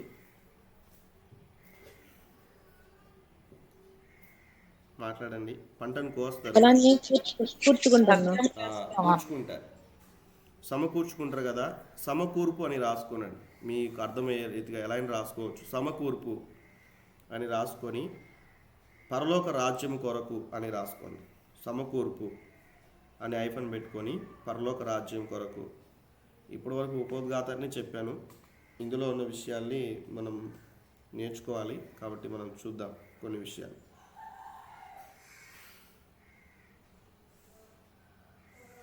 సమకూర్పు అనే విధానం పరలోక రాజ్యం కొరకైన సమకూర్పు. అర్థం చేసుకోండి. ఇక ప్రత్యక్షపు గుడారంలో మనం చూస్తే ప్రారంభంలో బలిపీఠము సమర్పణ జీవితానికి సాదృశ్యం. ఒక విశ్వాసి సమర్పించుకోవాలి, ప్రత్యక్ష గుడారంలో అతి పరిశుద్ధ స్థలంలోనికి మనం చూస్తే కరుణాపీఠాన్ని మనం చూస్తే యేసుక్రీస్తు ప్రభుల వారికి సాదృశ్యంగా మనం చూస్తాం. ఈ సమర్పింపబడినటువంటి విశ్వాసులు ఎక్కడికి చేర్చబడాలి చివరికంటే ఆ ఉన్నటువంటి అతి పరిశుద్ధ స్థలంలో ఉన్నటువంటి కరుణాపీఠం దగ్గరికి, మందసము దగ్గరికి చేర్చబడాలి. మనం పరలోకానికి సాదృశ్యంగా మనం చూస్తే సమర్పింపబడినటువంటి మన ఆత్మీయ జీవితాలు మన ప్రయాణంలో ఎన్నో శ్రమల గుండా వెళ్తున్నప్పటికీ కూడా మనం ఎక్కడ సమకూర్చబడి ఎక్కడికి చేర్చబడాలి అంటే పరలోక రాజ్యానికి అన్న విషయాన్ని మనం అర్థం చేసుకోవాలి. పరలోక రాజ్యములోనికి మనం అందరం కూడా చేర్చబడాలి అన్న విషయాన్ని మనం అర్థం చేసుకుందాం. మంచిది. మళ్ళీ మనం చూస్తే ఆ పంటలో ఉన్నటువంటి, ఇప్పుడు చూడండి వేరుశెనగ ఉంటుంది. ఆ వేరుశెనగను మనం చూసినప్పుడు వాటిని కోసిన తర్వాత వాటిని పక్కకు తీస్తారు. తెలంగాణలో పల్లీలు అంటారు కదా, అలానే మనకున్న ఆంధ్రాలో ఏమంటారు, శనక్కాయ పప్పులు అంటారు. అర్థం చేసుకుందాం. ఇక్కడ అందరు ఉన్నారు కాబట్టి అర్థం అవ్వడానికి చెప్తున్నా. శనక్కాయ పప్పులు అంటే వాళ్ళకి అర్థం అవ్వదు. నా ఫ్రెండ్స్ కూడా ఉన్నారు. ఏంటి అంటారు, పల్లీలు. వాటిని ఏం చేస్తారు, జల్లి పడతారు. జల్లి పట్టినప్పుడు ఆ శ్రేష్టమైనవన్నీ పైకి వస్తాయి, అవి ఉన్నటువంటి నాసులన్నీ కిందికి వెళ్ళిపోతాయి. అలానే ఏదైనా ఒక పంటను మనం చూస్తే ఆ కూర్చిన తర్వాత మనం చూస్తే ప్రస్తుతం అంటే రకరకాలటువంటి టెక్నాలజీ వచ్చింది, కానీ గతంలో మనం చూస్తే ఒక చేట తీసుకొని పొలంలో గాలి వస్తున్న సమయంలో ఇలా పైకి కొంచెం ఎత్తైన స్థలంలోనికి వారు ఏదైనా సపోర్ట్ తీసుకొని ఆ పైనుంచి ఇలా వారు తట్టరుస్తూ ఉన్నప్పుడు కిందికి మంచి వస్తాయి. కొంచెం నాసుగా ఉండేవి, కొంచెం ఏదైతే పొట్టుగా ఉండేవి అవన్నీ కూడా పక్కకి వెళ్ళిపోతూ ఉంటాయి. తూర్పాలు పోయటం అంటారు. ఏమంటారు అక్క? తూర్పాలు పోయటం అంటారు. అంటే గాలికి పుట్టి వెళ్ళిపోతుంది, గట్టి గింజ నిలబడు. గట్టి గింజ నిలబడుతుంది. Very good. అలా అర్థం చేసుకుందాం. వాటి కూర్పు అంటారు అక్క, ఏమంటారు? తూర్పాల పోయటం అంటారు. ఓకే. సో మనం చూస్తే ఈ యొక్క మాటను బట్టి మన విశ్వాస జీవితంలో కూడా మనం అర్థం చేసుకోవాలి. వాక్యంలో మనం చూస్తే చాలా విషయాలు రాయబడి ఉన్నాయి. ఆయన చేట ఆయన చేతిలో ఉన్నది అన్న విషయాన్ని మనం చూస్తాం. ఆయన కూడా మనల్ని అలా ఉంచినప్పుడు మనం గట్టి గింజగా ఉండాలి. చాలా జాగ్రత్తగా ఆలకిద్దాం. అవే నెక్స్ట్ కూడా ఏం చేస్తారంటే ఆ మంచి గట్టి గింజల్ని మళ్ళీ విత్తనం వేయడానికి ఉపయోగకరంగా ఉంటాయి. మిగతావన్నీ తీసిపడేస్తారు, లేకుంటే వాటిని ఏదో తక్కువకు అమ్మేస్తారు వాటిని అర్థం చేసుకోవడానికి. మనం కూడా విశ్వాసంలో మనం గట్టి వారముగా ఉండాలి. విశ్వాసంలో మనం కాబట్టి వివిధ కోణాల్లో మనం అర్థం చేసుకుంటే ఇక్కడ ఉన్న విధానం బట్టి మీకు ఓవరాల్గా ఒక ఫ్లోలో మీకు చెప్తాను. ఏంటంటే పొలములో ఉన్నటువంటి మనము అనగా లోకంలో జీవిస్తున్నటువంటి మనల్ని దేవుడు ఏం చేశాడంటే సువార్త అనేటువంటి కొడవలి ద్వారా ఎవరో ఒకరు సువార్త మనకు చెప్పడం ద్వారా మనం అందరం కూడా సమకూర్చబడ్డాం. ఎక్కడికి? ప్రస్తుతం దేవుని సన్నిధిలోనికి అన్న విషయాన్ని మనం చూస్తాం. సువార్త అనేటువంటి కొడవలి ద్వారా సువార్థికుడు ఏం చేశాడంటే మనల్ని కోసి మన సువార్త అనేటువంటి యొక్క మాట చెప్పి దేవుని సన్నిధిలోనికి మనకు సమకూర్చాడు. అలానే మనం చూస్తే ఈ దినాన ఆ సమకూర్చబడినటువంటి స్థితిని మనం చూస్తే పూర్వ దినాల్లో మనుషులు తొక్కేవారు ఉన్నటువంటి ఆ యొక్క పంటలో నుంచి ఉన్న గింజ బయటికి రావడానికి. తర్వాత టెక్నాలజీ పెరిగిన తర్వాత ఎద్దుల బండితో తొక్కించేవారు. దాని తర్వాత మనం చూస్తే ఇప్పుడు ట్రాక్టర్స్ తొక్కుతూ ఉన్నాయి. ఇప్పుడు అంత కర్మ లేదు, కానీ ఇప్పుడు ప్రజెంట్ మనం చూస్తే టెక్నాలజీని బట్టి అలా పొలంలోనికి వెళ్ళిపోయి వరి పంటను మనం చూస్తే అలా ముందుకు వెళ్ళిపోతాడు. ఆ యొక్క ఉన్నటువంటి పిప్పి అంతా సైడ్కి వేసేస్తూ ఉన్నాడు, విత్తనం సపరేట్ చేస్తూ ఉన్నాడు. వడ్లు డైరెక్ట్గా ట్రాక్టర్లోకి వచ్చేస్తూ ఉన్నాయి. అటువంటి టెక్నాలజీ వచ్చింది అర్థం చేసుకోవడానికి. అలానే మనం చూస్తే ఉన్న విధానమును బట్టి మనం ముందుకు వెళ్ళినప్పుడు ఉన్నటువంటి పంటకున్నటువంటి ఆ గోధుమలు సపరేట్ చేయబడాలి. సపరేట్ చేయబడినటువంటి స్థితిని మనం చూస్తే మనం లోకంలో నుంచి మనం ప్రత్యేకింపబడిన వారము అన్న విషయాన్ని మనం అర్థం చేసుకుంటూ వారికి వలె మనం జీవించడానికి ఇంకా వీల్లేదు. అందుకే అపోస్తున్నటువంటి పౌలు గారు ఒక మాట అంటారు, ఏంటంటే మీరు ఇంత త్వరగా మళ్ళీ పాత జీవితానికి వెళ్ళిపోతారని నేను ఇంతగా ఊహించలేదు అన్నట్లుగా పౌలు గారికి ఆశ్చర్యం వేసిందంట. విశ్వాసులు కొంతమంది మనం చూస్తాం, పైకి భక్తిపరులే, బైబిల్ పట్టుకున్న స్థితే, దినాలను ఆచరించేవారు, రోజులను ఆచరించేవారు, పండుగలను ఆచరించేటువంటి వారు, ఈ దినాన డబ్బు చేతికి ఇవ్వకూడదని, డబ్బు చేతికి తీసుకోకూడదని ఆచరిస్తున్నటువంటి వారు క్రైస్తవుల్లో కూడా ఉన్నారు. ఎవరైనా కూడా భర్త చనిపోయినటువంటి స్త్రీ ఎదురుగా వచ్చినట్లయితే ప్రయాణం చేయకూడదు అని, కాసేపు కూర్చొని వెళ్ళాలని ఆలోచన చేసేటువంటి వారు ఇప్పటికీ క్రైస్తవుల్లో ఉన్నారు. ఇంకా రకరకాలైనటువంటి విషయాలు, తుమ్మితే పోకూడదని, ఇంకా ఏవేవో అన్ని ఆచారాలు దయచేసి జ్ఞాపకం ఉంచుకోవాలి. ఒక క్రైస్తవులముగా అది మనకు తగదు అన్న విషయాన్ని మనం అర్థం చేసుకుంటూ మనం ముందుకు వెళ్ళాలి. కాబట్టి ఎక్కడి నుంచి కోయబడాలి అంటే పొలంలో నుంచి కోయబడాలి.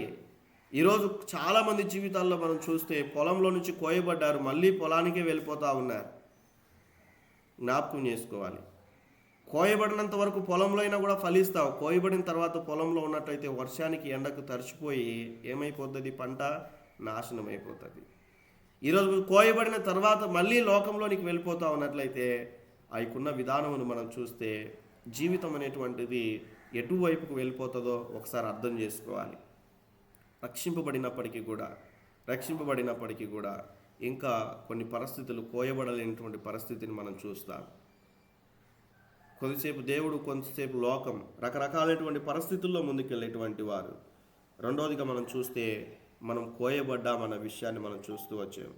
గోధుమల ఆత్మలకు సాదృశ్యంగా సువార్త అనేటువంటి పంట ద్వారా కోసి విశ్వాసుల్ని దేవుని యొక్క సన్నిధిలో సమకూర్చబడాలి అన్న విషయాన్ని మనం చూస్తాం. అలానే మనం చూస్తే ఆ విత్తనం అనేటువంటిది దంచబడి ఏం చేయబడాలంటే ఆ యొక్క రొట్టెగా మార్చబడాలంటే ఆ యొక్క దంచేటప్పుడు ఆ యొక్క ఉన్నటువంటి గింజకు ఎన్నో దెబ్బలు పడితే కానీ అది పిండిగా మార్చబడదు. యేసుక్రీస్తు ప్రభుల వారి యొక్క శరీరము కూడా మనం చూస్తే ఆయన రూపం లేనివాడుగా మార్చబడ్డాడు. ఎన్నో రీతిలుగా నల్లగొట్టబడ్డాడు. ఆయన ఒక్కొక్క కొరడా తీసుకుని వస్తుంటే ఆ మాంసపు ముద్ద అనేటువంటిది బయటకు వస్తూ ఉంది. శరీరంలో ఉన్నటువంటి రక్తం అంతా కూడా ఆయన కార్చాడు. ఎంతో నల్లగొట్టబడ్డాడు ఆయన. పొలంలో ఒక నాగలి తీసుకొని దున్నితే కన్నా ఆ పొలం ఎటువంటి స్థితిలో దున్నబడుతుందో అలా ఆయన వీపు, ఆయన శరీరం అంతా కూడా దున్నబడింది అన్న విషయాన్ని మనం లేఖన భాగాల్లో మనం చూస్తాం. ఆ దున్నబడినటువంటి స్థితిని మనం చూస్తాం. ఈరోజు విశ్వాస జీవితంలో మనం చూస్తే పౌలు గారి జీవితాల్లో కూడా మనం చూస్తే ఏ రీతిగా ప్రభు కొరకు జీవించాడు ఆయన. యేసుక్రీస్తు ప్రభులు వారి యొక్క ఆ శ్రమల్లో నేను పాలి భాగస్థుడనయ్యాడంటాడు. ఈరోజు ఇక్కడున్న విశ్వాసులుగా ఉన్న మనము, సేవకులుగా ఉన్నవారంటే సేవకులుగా ఉన్నటువంటి మనము దేవుని యొక్క సన్నిధిలో ఏ రోజైనా కూడా ఒక కొరడా దెబ్బైనా కూడా తిరగలిగినటువంటి పరిస్థితులు, శ్రమల గుండా మనం వెళ్ళామా? సువార్త ప్రకటించేటప్పుడు ఆలోచన చేయాలి ప్రభు సన్నిధిలో. కాబట్టి మనం చూస్తే ఆయన ఎన్నో మారులు యేసుక్రీస్తు ప్రభుల వారి కన్నా ఎక్కువ సార్లుగా కొరడా దెబ్బలు తిన్నట్లుగా మనం చూస్తాం. ఆయన ప్రభు కొరకు అంతగా జీవించగలిగారు పౌలు గారు. ఈరోజు జ్ఞాపకం చేసుకున్నట్లయితే ప్రభు సన్నిధిలో మన విశ్వాస జీవితంలో మనం ఎటువైపుకు వెళ్తా ఉన్నాం, ఎలా మనం ముందుకు వెళ్తా ఉన్నాం. గోధుమ గింజ నాటబడి అది చచ్చి మొలిచి మనం చూస్తే కట్టబడి నలగొట్టబడి కాల్చబడినప్పుడు రొట్టెగా సిద్ధపరచబడుతుంది. ఈరోజు విశ్వాస జీవితంలో మనం ముందుకు వెళ్తున్నప్పుడు శ్రమల గుండా మనం వెళ్తున్నప్పటికీ కూడా మనం ప్రభు కొరకు మనం జీవించాలి. కొన్నిసార్లు మనం మాటల ద్వారా నలగొట్టబడతా ఉంటాం, ఇరుగు పొరుగు వారి ద్వారా. ఎన్ని పరిస్థితులు వచ్చినా కూడా మనం ప్రభు కొరకు స్థిరపడి నిలబడినట్లయితే రేపటి దినానికి ఆ కాల్చబడినటువంటి స్థితి మనం ముందుకు వెళ్తున్నప్పుడు రొట్టెగా మనం సిద్ధపరచబడతాం. ఒక దినాన మనం అనేకులకు ఆశీర్వాదకరంగా మనం ఉంటాం. ఈరోజు నేను మీ ముందు ఉన్నానంటే నా జీవితంలో ఎన్నో శ్రమల గుండా నేను ముందుకు వెళ్ళాను. సమ్టైమ్స్ ఆత్మీయులే అర్థం చేసుకోరు. నా మాట అర్థం చేసుకోనండి. ఆత్మీయులే అర్థం చేసుకోరు. కొన్నిసార్లు మనతో కలిసి పరిచర్య చేస్తున్న వారే అర్థం చేసుకోరు. ఎన్నో నిందలు, ఎన్నో అవమానాలు తట్టుకున్నప్పటికీ దేవుడు ఇలా నిలబెట్టాడు, దేవుని కృపను బట్టి. అందుకే ఒక సేవకుడు ఇలా రాశాడు పాట: ఆత్మీయులే నన్ను అవమానించగా, అన్యులే నన్ను అపహసించగా, ఆత్మీయులే నన్ను అవమానించగా, అన్యులే నన్ను అపహసించగా, అండ నీవైతివయ్యా, నా కొండ నీవే యేసయ్యా. ఆయన మనకు అండగా ఉన్నప్పుడు, ఆయన మనకు కొండగా ఉన్నప్పుడు ఎవ్వరు కూడా మనల్ని కొదల్చలేరు. దేవుని కృప అనేటువంటిది మనల్ని పట్టుకొని ఉంటుందండి. మనకై మనం విడిపించుకొని వెళ్తే తప్ప దేవుడు ఎప్పుడు కూడా మనల్ని విడిచిపెట్టాడు. దేవుడు ఎప్పుడు కూడా మనల్ని విడిచిపెట్టాడన్న విషయాన్ని మనం అర్థం చేసుకుంటూ మనం ముందుకెళ్ళాలి. కాబట్టి ఈ యొక్క విషయాల్ని మనం అర్థం చేసుకున్నట్లయితే ఇందులో ఉన్నటువంటి విషయాలు ఇంట్రడక్షన్గా కొన్ని విషయాలు మనం నేర్చుకుంటూ వచ్చాం. నెక్స్ట్ నేను మీకు మెసేజ్ చెప్పే లోపల వీటిని ఒకసారి స్లైడ్స్ రూపంలో మీకు చూపించి మరికొన్ని విషయాలు సంఘంలో ఉన్న మనం ఎలా ప్రభు సన్నిధిలో లోకంలో నుంచి ప్రత్యేకింపబడ్డాం, ఎలా మనం కోయబడ్డాం, తర్వాత ఎలా మనం గోధుమ గింజగా మనం ఉన్నాం, ఎలా మనం నలగొట్టబడాలి, ఎలా మనం కాల్చబడాలి, ఎలా మనం రొట్టెగా మార్చబడాలి, ఎలా మనం ఇతరులకు ఆశీర్వాదకరంగా మనం మార్చబడాలి, వివిధ కోణాల్లో మనం చూస్తూ మనం ముందుకెళ్దాం. దేవుని యొక్క సంఘంలో కూడా మనం చూస్తే 5-fold మినిస్ట్రీ అనేటువంటిది ఎంత ప్రాముఖ్యమైనటువంటిదో దేవుడు కొందరిని అపోస్తులుగాను, అలానే మనం చూస్తే ఇక్కడున్నటువంటి ప్రవక్తలకు గాను, అలానే సువార్థికులకు గాను, మనం చూస్తే కాపరులు గాను, ఉపదేశకులు గాను దేవుడు నియమించాడు. మన సంఘాల్లో ఈ యొక్క కార్యములు జరుగుతున్నాయా ఒకసారి మనం ఆలోచన చేస్తూ, దేవుని యొక్క సన్నిధిలో ఒక ఆత్మ సంబంధమైనటువంటి మందిరముగా కట్టబడాలంటే ఈ యొక్క అనుభవాలు అనేటువంటిది మన జీవితాల్లో నిత్యం కూడా ఉండాలి. చూడండి, దేవుని యొక్క సన్నిధిలో మనం అర్థం చేసుకున్నప్పుడు, ప్రభు సన్నిధిలో మనం చూస్తే, మన ఆత్మీయ జీవితంలో మనం అర్థం చేసుకున్నప్పుడు, ఈ ఉదయకాల సమయం జరుగుతున్నటువంటి యొక్క విధానం మనం చూస్తే, ఒక్కొక్క రోజు ఒక్కొక్క సేవకులు, కొంతమంది మనల్ని బూస్టప్ చేస్తారు, కొంతమంది మనల్ని హెచ్చరిస్తారు, కొంతమంది మన యొక్క ఉన్నటువంటి విధానంలో ఉపదేశించి ముందుకు వెళ్తూ ఉంటారు. మన జీవితాలు సరిచేయబడతా ఉంటుంది. అలాని ఎంకరేజ్ చేస్తున్న వారే మంచి సేవకులు అనడానికి వీల్లేదు. మనల్ని తిట్టేటువంటి వారు, లేకుంటే మనల్ని హెచ్చరించేటువంటి వారు వీళ్ళు సరిగా చెప్పలేదు అనడానికి వీల్లేదు. జ్ఞాపకం చేసుకోవాలి, దేవుడు మనల్ని హెచ్చరింపినప్పుడు మనం హెచ్చరింపబడాలి, సరిచేయబడాలి. అలా సరిచేయబడుతూనే ఉన్నప్పుడే దేవుని యొక్క సన్నిధిలో ఆ యొక్క రొట్టె వలె మనము కూడా ఉంటాము అన్న విషయాన్ని మనం అర్థం చేసుకుంటూ మనం ముందుకెళ్ళాలి దేవుని యొక్క సన్నిధిలో. కాబట్టి మనం అర్థం చేసుకుందాం, ఇంకా మనము ఆ పొలంలోనే ఉంటున్నామా, ఆ కోయబడినటువంటి స్థితి ఇంకా ఏమైనా కూడా మనలో ఉన్నటువంటి ఆ యొక్క విధానం అనేటువంటిది, కోయబడినటువంటి పరిస్థితులు ఏవైనా లోకంలో ఉన్నటువంటి వాటిని ఇంకా అంటి పెట్టుకొని ఉన్నట్లయితే దేవుని యొక్క సన్నిధిలో మనం అర్థం చేసుకుందాం. మనం ఒక మంచి విశ్వాసంగా ప్రభు కొరకు జీవించినట్లుగా మన ఆత్మీయ జీవితాల్లో మనం సిద్ధపడదాం దేవుని యొక్క సన్నిధిలో. ఈరోజు ఒక్కసారి అందరూ కూడా కళ్ళు మూసుకొని, అయ్యా నీ సన్నిధిలో ఉండేటువంటి రొట్టెలాగా నన్ను మార్చయ్యా అని ఒక్కసారి అందరూ కూడా ప్రార్థన చేసుకుందాం. అందరూ కూడా ఏకీభవించండి నాతో కూడా కలిసి. నేను కంక్లూజన్కి వచ్చి ఉంటున్నాను. నెక్స్ట్ మనం వీటి గురించిన అనేక విషయాలు నేర్చుకోబోతా ఉన్నాం. మనమందరం కూడా కళ్ళు మూసుకుందాం దేవుని సన్నిధిలో. ఒక్క నిమిషం అందరం కూడా ప్రభువా నీ సన్నిధిలో నన్ను రొట్టె వలె నన్ను చేయండి ప్రభువా, రొట్టె వలె నన్ను మార్చండి ప్రభువా, నన్ను జ్ఞాపకం చేసుకో. అందరం కూడా తీర్మానం తీసుకుందాం. నేను పొలంలో నుంచి వేరు చేయబడ్డానయ్యా, నన్ను వాడుకో, ఓ రొట్టెగా నన్ను మార్చు ప్రభువా.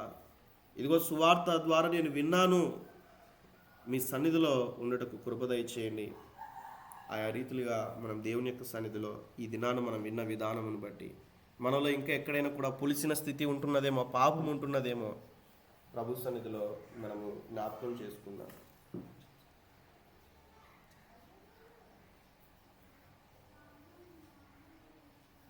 Thank you Jesus. అందరం కూడా ప్రభు సన్నిధిలో కొన్ని తీర్మానాలు తీసుకున్నాం. మన భవిష్యత్తు ఏంటో, మన స్థితి ఏంటో మనకు తెలుసు. Thank you Jesus, thank you Holy Spirit God. పరిశుద్ధాత్మ దేవా మీకు వందనాలు. Thank you lord. యేసయ్యా మీరు యొక్క ఉదయకాల సమయంలో ఇచ్చిన శ్రేష్టమైనటువంటి దినాన్ని బట్టి మీకు వందనాలు. ఈ యొక్క శ్రేష్టమైన మాటలను బట్టి మీకు వందనాలు తండ్రి. ఈ దినం నా ప్రభా నీ సన్నిధిలో తండ్రి, మా జీవితాలని నా తండ్రి నీ సన్నిధిలోని ఆ వాక్యం అనే అద్దంలో చూసుకోవడానికి మీరు ఇస్తున్న కృపను బట్టి మీకు వందనాలు తండ్రి. పాపము పులిసినటువంటి ఆ యొక్క జీవితం మాలో ఉందేమో తండ్రి, మేము ఇంకా లోబడలేనటువంటి స్థితిలో ఉన్నట్లయితే మమ్మల్ని క్షమించండి, మమ్మల్ని సరిచేయండి తండ్రి. లోకపులో ఉన్నటువంటి పాపపు స్వభావం మాలో ఏలుబడి చేయకుండా మీ కృపను మీరు మా పైన చూపిస్తున్నారు. మీకు స్తోత్రాలు తండ్రి. మీ యోగ్యతను మీరు మాకు ఇచ్చిన ధన్యతను మేము విడిచిపెట్టి తండ్రి మరలా నా తండ్రి ఆ పులిసినటువంటి అనుభవంలోకి మేము వెళ్తూ ఉన్నామేమో, మమ్మల్ని సరిచేయండి తండ్రి, మమ్మల్ని క్షమించమని ప్రార్థిస్తూ ఉంటున్నాం తండ్రి. నిజమే నా తండ్రి, ఒక్క గోధుమ గింజ నా తండ్రి అయా నలిగినప్పుడు నా తండ్రి అది తండ్రి ప్రభువా యేసయ్యా అది ఎంతో శ్రమలు అనుభవిస్తే తప్ప నా తండ్రి ఆ ఫ్రూట్ని మేము చూడలేం తండ్రి. ఆ గింజను నేనే ఎందుకు కాకూడదని మీరు మాట్లాడారు, మీకు స్తోత్రాలు. ఆ గోధుమ గింజ వల్లనే నా తండ్రి నా యొక్క అయ్యా తండ్రి, శరీరాశలు, లోకాశలు నా తండ్రి వాటన్నిటికీ చచ్చిన స్థితిలో నేను ఉండడానికి సహాయం చేయండి. ఒక రొట్టె వలె నా తండ్రి నలగొట్టబడ్డానికి తండ్రి యేసయ్య నేను ఒక నా తండ్రి నాలో ఉన్నటువంటి నా తండ్రి మంచి బయటకు వచ్చినట్టుగా సువాసనను నా తండ్రి ఆ యొక్క నా తండ్రి అనేకులకు ఆశీర్వాదకరంగా మీరు ఉండాలని మీరు ఇష్టపడుతున్నారు. మీకు వందనాలు పరిశుద్ధాత్మ దేవా, మీకు వందనాలు తండ్రి. అయా పాప స్థితిలో చచ్చినటువంటి స్థితి కనబడడానికి కృప చూపెట్టండి. ఇంకా లోకం నాలో ఏలుబడి చేస్తుందేమో తండ్రి, సహాయం చేయండి. అడుగుదాం ప్రభుని అడుగుదాం. మనం ఎక్కడ పడిపోయామో పరిశుద్ధాత్మ దేవుడు జ్ఞాపకం చేస్తూ వచ్చారు. ఆయా సందర్భాన్ని జ్ఞాపకం చేస్తూ వచ్చారు కదా. ప్రభు సన్నిధిలో వేడుకుందాం. తండ్రి ప్రభువా, మీకు వందనాలు. యేసయ్యా, మీకు స్తోత్రాలు చెల్లిస్తుంటాం. మీరు ఏ రీతిగా అయితే ఈ లోకంలో జీవించారు, ఎండినటువంటి యొక్క భూమిలో నా తండ్రి అయా మొలచిన ఒక మొక్క వలె మీరు ఉన్నారు తండ్రి.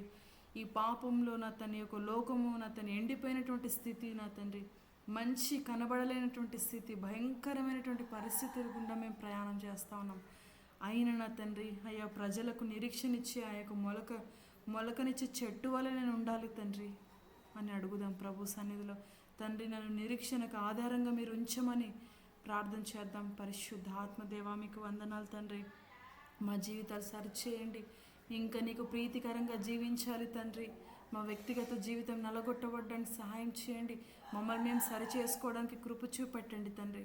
తండ్రి లోకంలో ఉన్న శరీరాశ, నేత్రాశ, జీవకుటుంబాన్ని విడిచిపెట్టి తండ్రి మీకు మాత్రమే మేము స్థానం ఇచ్చేవారుగా తండ్రి మేము నలగొట్టుకోవడానికి కృప చూపెట్టమని ప్రార్థిస్తుంటున్నామయ్యా. మీకు స్తోత్రాలు తండ్రి దేవా, మీకు వందనాలు తండ్రి. నీ బిడ్డలు ఎంతమంది అయితే తీర్మానం తీసుకుంటున్నారో అని మీరు జ్ఞాపకం చేసుకోనండి. వారి జీవితంలో శుద్ధ హృదయాన్ని కలుగచేయండి. మరలా నూతనమైనటువంటి వాత్సల్యాన్ని నా తన నూతనమైనటువంటి ద్వారాలను మీరు తెరవమని ప్రార్థిస్తూ ఉంటున్నామయ్యా. పడిపోయిన స్థితిలో ఉన్న వారిని నా తను లేవనెత్తండి. నలిగిపోతున్నటువంటి అయా సమస్య గుండా అయా ప్రయాణం చేసినటువంటి వారిని మీరు జ్ఞాపకం చేసుకోనండి. ఆయా శ్రమలతో నా తను కొట్టుమిట్లాడుతున్న వారి జీవితాలను మీరు జ్ఞాపకం చేసుకోనండి. కుటుంబ సమస్యలు నా తండ్రి అయా తండ్రి ఉన్నటువంటి చేతి పనుల భారము నా తండ్రి, కుటుంబ బాధ్యతలను బట్టి నా తండ్రి అయ్యా నీకు దూరంగా జీవిస్తున్నారేమో మీరు జ్ఞాపకం చేసుకోనండి తండ్రి. తండ్రి ఈ స్థితిగతులన్నిటికంటే నా తండ్రి మీరు చాలిన దేవుడుగా మీరు మాకున్నారు. మీకు వందనాలు. మీ వైపు మేము చూస్తూ ఉన్నాం. మీ సహాయం కొరకు మేము వేడుకుంటున్నాం తండ్రి. మీ హస్తాన్ని మా పైన మీరు ఉంచమని ప్రార్థిస్తుంటున్నామయ్యా. తండ్రి నీకు వందనాలు. కృప చూపెట్టండి యేసయ్యా. మీకు స్తోత్రాలు. జీవాహారం మీరై ఉన్నారు తండ్రి. మీకు స్తోత్రాలు. నిజమే నా తండ్రి, నీకు స్తోత్రాలు. ఈ సముఖపు రొట్టె బల్లలో నా తండ్రి, ఈ 12 రొట్టెల్లో నా తండ్రి ప్రభా మా స్థితి, మా జీవితాన్ని మేము చూసుకోవడానికి మీరు ఇస్తున్న కృపను బట్టి మీకు వందనాలు తండ్రి. ఆయా సందర్భాలను బట్టి నా తండ్రి ప్రభ ఉన్న భారాన్ని బట్టి మేము ఒకరు మోయలేనటువంటి స్థితిలో మేము ఉంటే మమ్మల్ని క్షమించండి అయ్యా. ఇదిగో నా తన రొట్టె అయితే నా ప్రభా తన పైన ఉన్నటువంటి 5 రొట్టెలను భరించడానికి నా తన సిద్ధ మనసు కలిగి ఉన్న రీతిగా మేము మా జీవితాల్లో కూడా నా తండ్రి అట్టి జీవితాన్ని కలిగి ఉండడానికి తండ్రి అయ్యా మాకంటే పైగా ఉన్నటువంటి వారిని తండ్రి మేము భరించడానికి, వారిని నోచుకోవడానికి సహాయం చేయండి. ఆ నోచుకునే మనసును మీరు మాకు అనుగ్రహించండి. వారైనా తండ్రి ప్రభా మీరు ఏ రీతిగా అయితే మమ్మల్ని మీరు భరించారో ప్రభా తండ్రి మేము కూడా నా తండ్రి ఒకరిని నా తండ్రి భరించడానికి సహాయం చేయమని ప్రార్థిస్తూ ఉంటున్నాం. చిన్న నా తండ్రి నొప్పి కలగగానే నా తండ్రి చిన్న బాధ కలగగానే ప్రభా వేసే ఆత్మీయస్థితి ఎందుకు అని మిమ్మల్ని ప్రశ్నించకోకుండా తండ్రి ఆత్మీయ జీవితాన్ని ముందుకెళ్ళడానికి సహాయం చేయడయా. కాల్చి అనుభవంలో నడిపించండి, నలగొట్టే అనుభవంలోకి నడిపించండి. మేము అనేకులను మేము నా తండ్రి సిద్ధపరచాలి తండ్రి. కోత ఎంతో విస్తారంగా ఉంది తండ్రి. కోసే పనివారు చాలా తక్కువ మంది ఉన్నారు. దేవా సహాయం చేయండి ప్రభా. మేము ఆ విధంగా ఉండాలి తండ్రి. మీకు సహాయం చేయండి. మీ సహాయం మాకు అనుగ్రహించండి దేవా. మీకు స్తోత్రాలు చెల్లిస్తున్నాం అయ్యా. నీ ప్రియబిడ్డలు ఎంతమంది అయితే తీర్మానం తీసుకుంటున్నారు మీ సేవ పరిచర్య నిమిత్తం తండ్రి, వారి స్థితిగతుల నిమిత్తం ఎంతమంది అయితే ప్రార్థిస్తున్నారో, ఎంతమంది అయితే నా తండ్రి అయ్యా మొదట నా తండ్రి వేసి ఆ ప్రారంభించినటువంటి పనులన్నీ తండ్రి మధ్యలో ఉన్న స్థితిగతులను బట్టి విడిచిపెట్టారో, పరిచయను నా తండ్రి అయ్యా విడిచిపెట్టి మరలా పూర్వస్థితికి వెళ్ళిపోయారు. వారిని మీరు జ్ఞాపకం చేసుకోనండి. మీరు ప్రతిదీ రీస్టోర్ చేయమని ప్రార్థిస్తూ ఉంటున్నాం. ఆ పరిచయను మరలా నా తను మీరు నా తను కొనసాగింప చేయడానికి కావాల్సిన శక్తిని, బలాన్ని తండ్రి మీరు ఉత్తేజింప చేయమని ప్రార్థిస్తుంటున్నాం అయ్యా. మీకు వందనాలు. నీ బిడ్డలను ధైర్యపరచండి అయ్యా. నీ బలముతో మీరు నింపమని ప్రార్థిస్తుంటున్నాం అయా నీ శక్తితో నా తండ్రి మీరు నింపమని ప్రార్థిస్తున్న పరిశుద్ధాత్మదేవ మీ సహాయం దయచేయండి తండ్రి. కోల్పోయిన వాటన్నిటిని మీరు నా తండ్రి మరలా అనుగ్రహించడానికి శక్తి సామర్థ్యం కలిగిన దేవుడవు తండ్రి. ఎంతోమంది జీవితాలు మేలు చేశారు, మా జీవితంలో కూడా నా తండ్రి మీరు మేలు చేస్తారని మేము నమ్ముతూ విశ్వసిస్తూ మేము అడుగుతుంటున్నాం ప్రభా. నీ బిడ్డలు మీరు జ్ఞాపకం చేసుకొని సహాయం చేయండి. ఈ మాటల్ని నా తండ్రి అయ్యా వృధాగా పోకుండా తండ్రి, అయా విత్తిన దైవజనులని తండ్రి, అయా తండ్రి ప్రభా ఆలకిస్తున్న ప్రతి బిడ్డను నా తండ్రి సహోదరులందరినీ మీరు జ్ఞాపకం చేసుకున్నాడు. వారి జీవితం మీరు ఫలింపు దయచేయమని, మీరు చేయబోతున్న అద్భుత కార్యాన్ని బట్టి, మీరు ఇచ్చినటువంటి నా తన అభయ హస్తాన్ని బట్టి మిమ్మల్ని స్తుతిస్తున్నాం.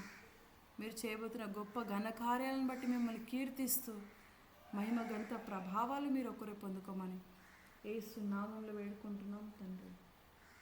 ఆమేన్.